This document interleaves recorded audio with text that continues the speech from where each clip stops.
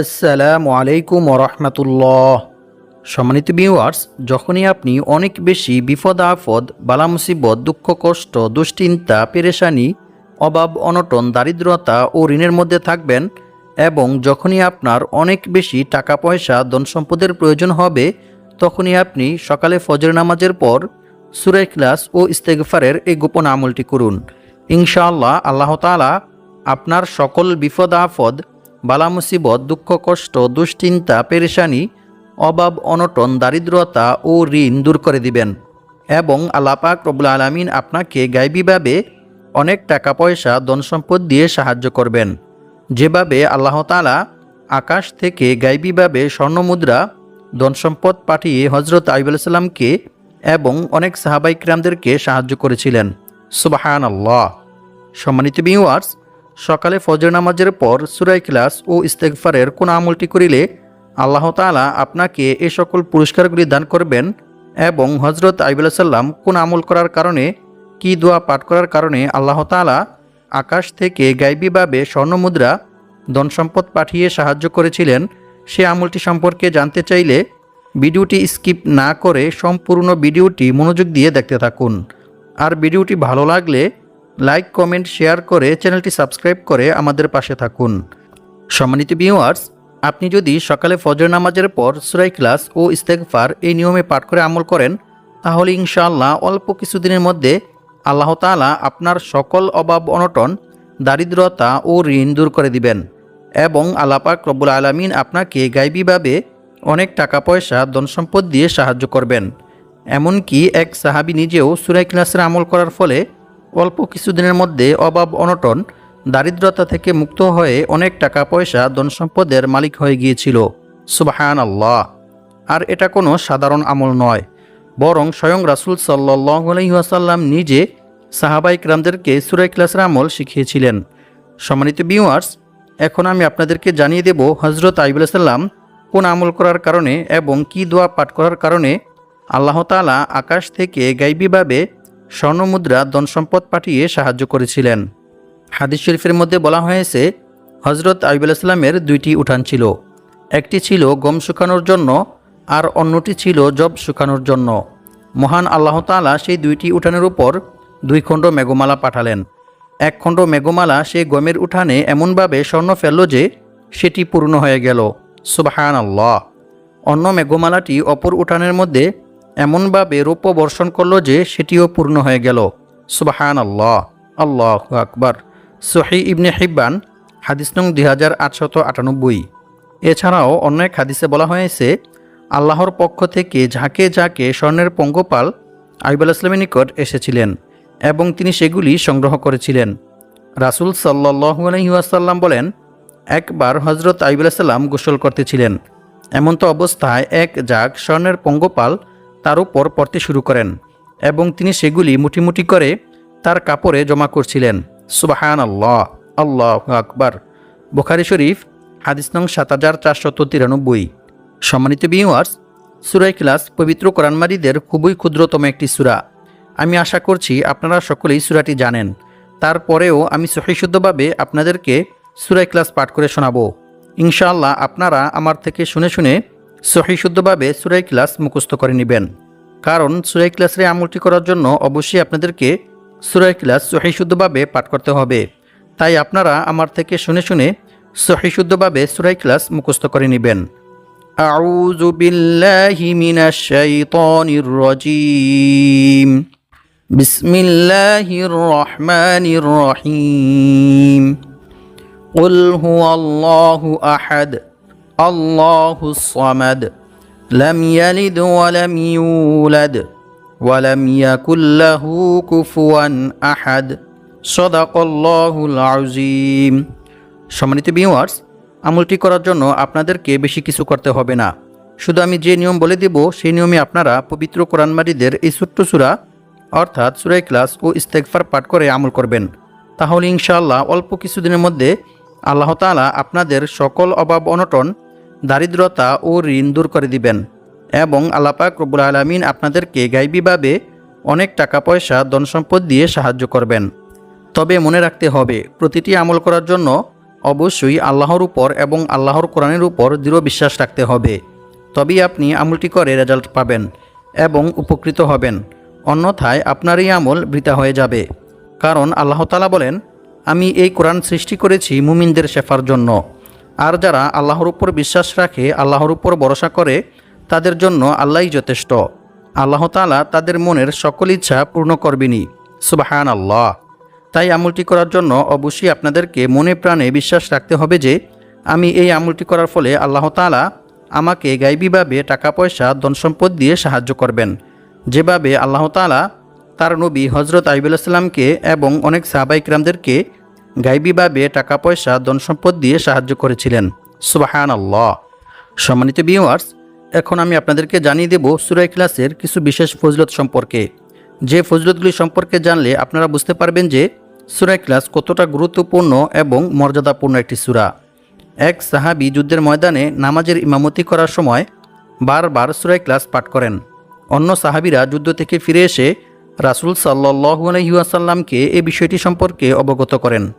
রাসূল সাল্লাল্লাহু আলাইহি ওয়াসাল্লাম তাদেরকে বললেন, তোমরা তাকে গিয়ে জিজ্ঞেস করো কেন সে এরূপ করেছে। সাহাবীরা যখন তাকে জিজ্ঞেস করলেন, তখন সেই সাহাবী জানালেন, এই সূরায় আল্লাহর গুণাবলী বর্ণিত হয়েছে, তাই আমি এই সূরাকে ভালোবাসি।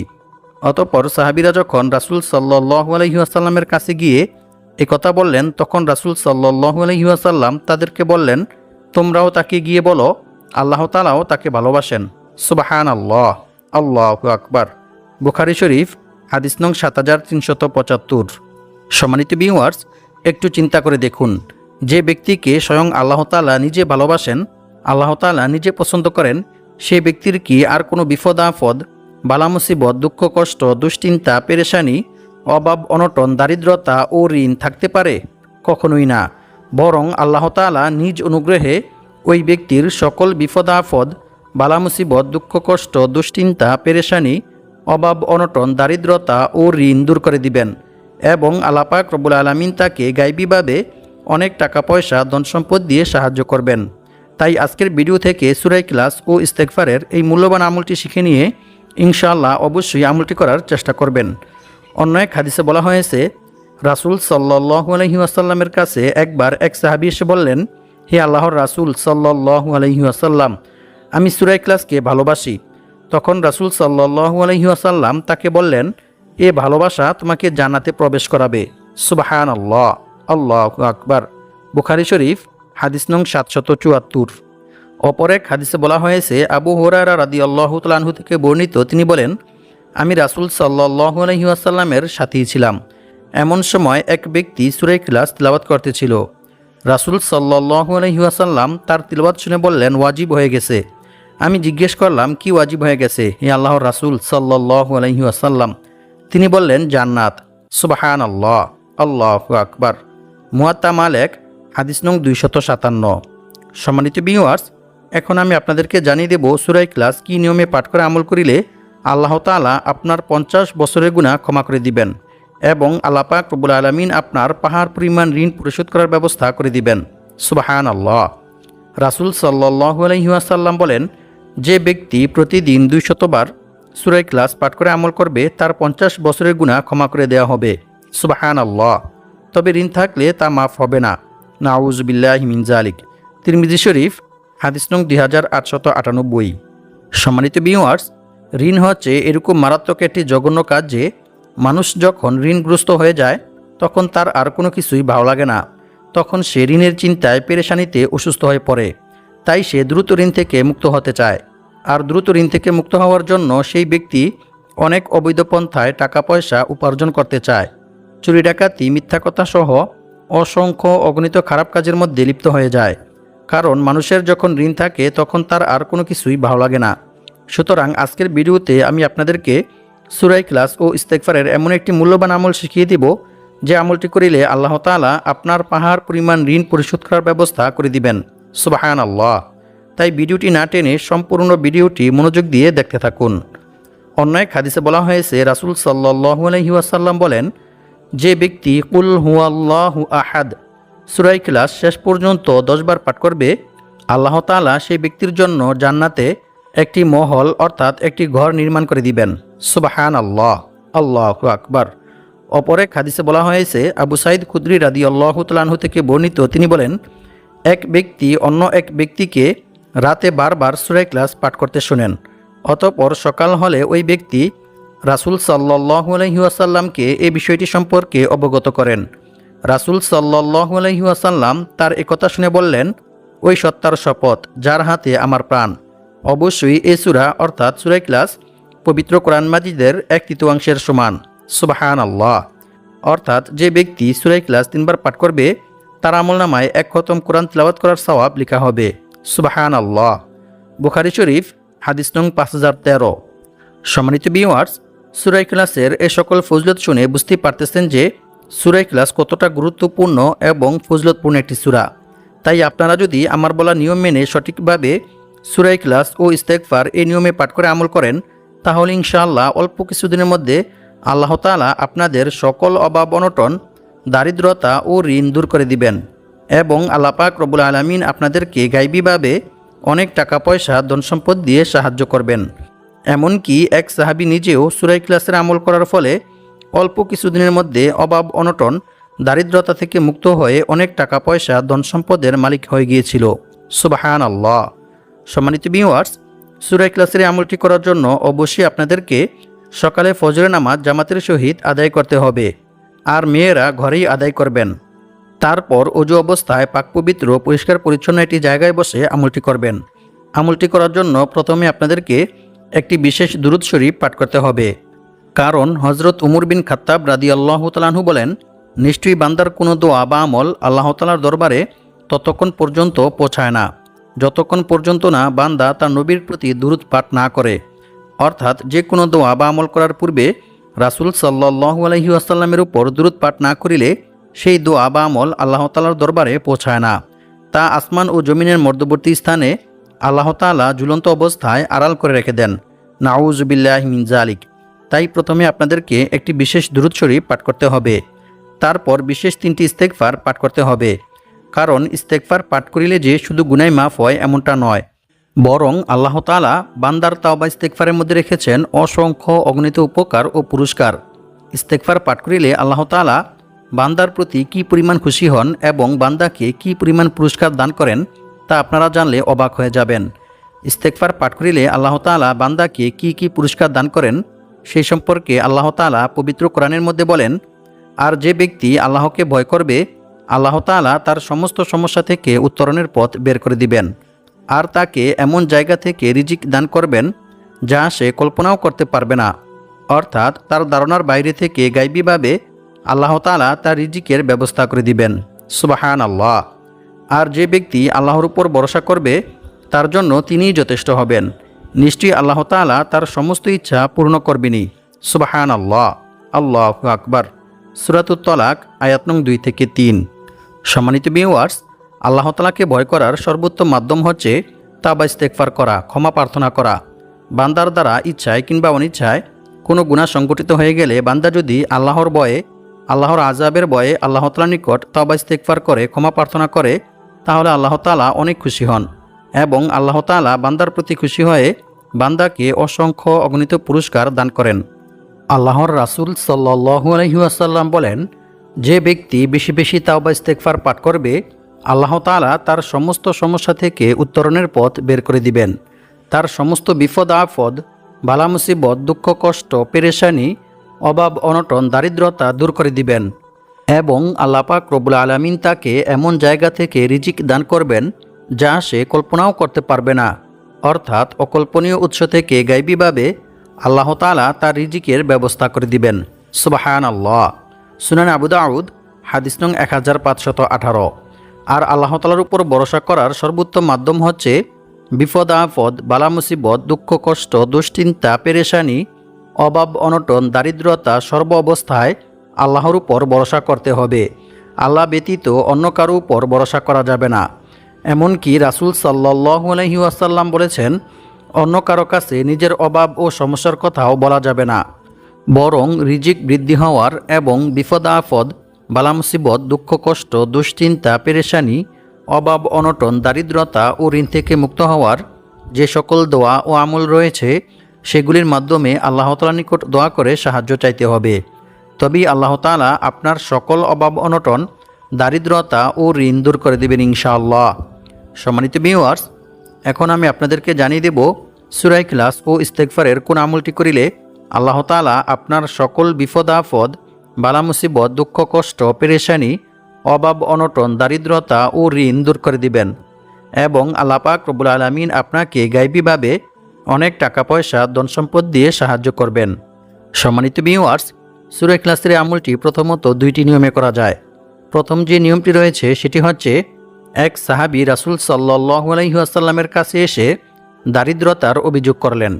রাসূল সাল্লাল্লাহু আলাইহি ওয়াসাল্লাম তাকে বললেন, যখন তুমি ঘরে প্রবেশ করবে তখন সালাম দিবে, অতঃপর একবার সূরা ইখলাস পাঠ করবে। ওই সাহাবী রাসূল সাল্লাল্লাহু আলাইহি ওয়াসাল্লামের কথা মতো সূরা ইখলাসের আমল করার ফলে অল্প কিছুদিনের মধ্যে আল্লাহ তাআলা তার সকল অভাব অনটন, দারিদ্রতা দূর করে দিয়েছিলেন। সুবহানাল্লাহ, কুরতুবী শরীফ। আর ২ নং যে আমলটি রয়েছে সেই আমলটি করার জন্য অবশ্যই আপনাদেরকে সকালে ফজরের নামাজ জামাতের সহিত আদায় করতে হবে। তারপর অজু অবস্থায় পাক পবিত্র, পরিষ্কার পরিচ্ছন্ন একটি জায়গায় বসে আমলটি করবেন। আমলটি করার সময় প্রথমে আপনাদেরকে একটি বিশেষ দুরূদ শরীফ পাঠ করতে হবে। দুরূদ শরীফটি হচ্ছে আল্লাহুম্মা সাল্লি ওয়া সাল্লিম আলা নাবিয়িনা মুহাম্মদ। এই দুরূদ শরীফটি 50 বার পাঠ করবেন। এরপর লা হাওলা ওয়ালা কুওয়াতা ইল্লা বিল্লাহ, এই ইস্তেগফারটি 71 বার পাঠ করবেন। এই ইস্তেগফারটি পাঠ করিলে আল্লাহ তাআলা আপনার রিজিক বৃদ্ধি করে দিবেন। সুবহানাল্লাহ। এরপর আরও একটি ইস্তেগফার পাঠ করবেন। ইস্তেগফারটি হচ্ছে আল্লাহুম্মা ইন্নী আউযু বিকা মিনাল কিল্লাতি ওয়াল ফাকরি ওয়ায যিল্লাতি ওয়া আউযু বিকা আন আযলিমা আও উযলিমা। এই ইস্তেগফারটি 30 বার পাঠ করবেন। এই ইস্তেগফারটি পাঠ করিলে আল্লাহ তাআলা আপনার সকল অভাব অনটন, দারিদ্রতা দূর করে দিবেন। সুবহানাল্লাহ। এরপর আরও একটি ইস্তেগফার পাঠ করবেন। এই ইস্তেগফারটি অত্যন্ত মূল্যবান একটি ইস্তেগফার। ইস্তেগফারটি হচ্ছে আল্লাহুম্মা গফিরলি যামবি ওয়া ওয়াসি'লি ফি দারি ওয়া বারিকলি ফি রিজকি। এই ইস্তেগফারটি 19 বার পাঠ করবেন। এই ইস্তেগফারটি পাঠ করিলে আল্লাহ তাআলা আপনার সকল বিপদ আপদ, বালা মুসিবত, দুঃখ কষ্ট, পেরেশানি, অভাব অনটন, দারিদ্রতা ও ঋণ দূর করে দিবেন এবং আল্লাহ পাক রব্বুল আলামিন আপনাকে গায়বীভাবে অনেক টাকা পয়সা, ধন সম্পদ দিয়ে সাহায্য করবেন। সুবহানাল্লাহ। এরপর সুবহানাল্লাহ ৫৫ বার, আলহামদুলিল্লাহ ৫৫ বার পাঠ করবেন। অতঃপর ইয়া রাজ্জাকু, এই ইসমে আজমটি ৩১ বার পাঠ করবেন। এরপর ইয়া কাদিয়াল হাজাত, এই দোয়াটি ২০ বার পাঠ করবেন। অতঃপর ২১ বার সূরা ইখলাস পাঠ করবেন। প্রত্যেকবার সূরা ইখলাস পাঠ করার পূর্বে বিসমিল্লাহির রহমানির রহিম পাঠ করে নেবেন। এরপর কয়েকবার ইস্তেগফার ও দুরূদ শরীফ পাঠ করে আল্লাহ তাআলার নিকট দোয়া করবেন। দোয়ার মধ্যে আপনি যা চাইবেন ইনশাআল্লাহ আল্লাহ তাআলা আপনাকে তাই দান করবেন। তবে দোয়ার মধ্যে আরও একটি দোয়া পাঠ করবেন। সেই দোয়াটি হচ্ছে আল্লাহুম্মা কফিনি বিহালালিকা আন হারামিকা ওয়া আগনিনি বিফাদলিকা আম্মান সিওয়াক। এরপর দোয়া শেষ করার পূর্বে ইয়া যাল জালালি ওয়াল ইকরাম, ইয়া হাইয়্যু ইয়া কাইয়্যুম, এই 2টি ইসমে আজম পাঠ করে দোয়া শেষ করবেন। দোয়া শেষ করেও কয়েকবার ইস্তেগফার ও দুরূদ শরীফ পাঠ করে নেবেন। এরপর আরও একটি দোয়া 3 বার পাঠ করবেন। দোয়াটি হচ্ছে লা ইলাহা ইল্লা আনতা সুবহানাকা ইন্নী কুনতু মিনাজ জালিমিন। এই দোয়াটি পাঠ করিলে আল্লাহ তাআলা আপনার সকল বিপদ আপদ, বালা মুসিবত দূর করে দিবেন ইনশাআল্লাহ। অতঃপর আরও একটি দোয়া 3 বার পাঠ করবেন। দোয়াটি হচ্ছে আল্লাহুম্মা ইন্নী আসআলুকা ইলমান নাফিআ ওয়া রিজকান তাইয়্যিবা ওয়া আমালান মুতাকাব্বালা। এই দোয়াটি 3 বার পাঠ করবেন। এই দোয়াটি পাঠ করিলে আল্লাহ তাআলা আপনার রিজিক ও জ্ঞান বুদ্ধি বৃদ্ধি করে দিবেন। সুবহানাল্লাহ। এরপর সর্বশেষ কয়েকবার দুরূদ শরীফ পাঠ করে নেবেন। সম্মানিত ভিউয়ার্স, এভাবে সূরা ইখলাস ও ইস্তেগফারের আমল করিলে ইনশাআল্লাহ আল্লাহ তাআলা আপনার সকল অভাব অনটন, দারিদ্রতা ও ঋণ দূর করে দিবেন এবং আল্লাহ পাক রব্বুল আলামিন আপনাকে গায়বীভাবে অনেক টাকা পয়সা, ধন সম্পদ দিয়ে সাহায্য করবেন। আল্লাহ পাক রব্বুল আলামিন আমাদের সবাইকে সূরা ইখলাস ও ইস্তেগফারের এই আমলটি করে বিপদ আপদ, বালা মুসিবত, দুঃখ কষ্ট, পেরেশানি, অভাব অনটন, দারিদ্রতা থেকে মুক্ত হয়ে অনেক টাকা পয়সা, ধন সম্পদের মালিক হওয়ার তৌফিক দান করুক। আমিন।